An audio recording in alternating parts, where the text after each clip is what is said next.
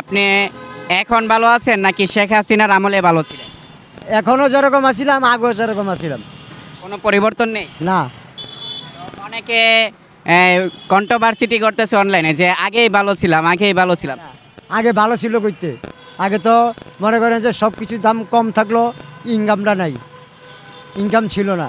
এখন যদি দামও হয়ে থাকে জিনিসপত্রের, তাও মনে করেন যে পারিকা চালিয়া সারা দিনে 500-600 টাকা পাওয়া যায় এখন এখন। তাহলে তো আমার এটাই ভালো।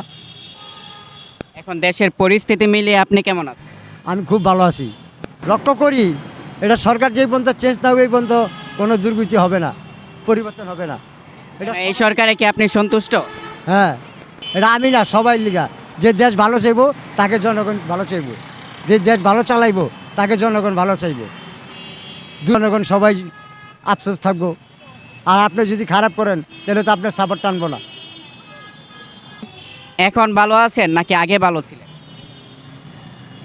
আগে আগে আগে ধরেন অনেক ভালো ছিলাম, একবেলা গাড়ি চালাইলে 1,000 টাকা রুজি করতাম। এখন তো সারাদিনে 400 টাকা রুজি হয় না। ও বেটা কি বলে এগুলা? 400 কাকা হক কোথায় কাকা? 400 টাকা রুজি হয় না সারাদিন গাড়ি চালায়।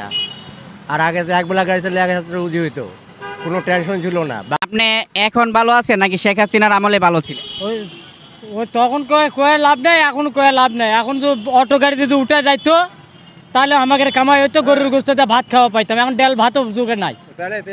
হ্যাঁ? তাহলে আমরা কি করে খাবো এখন?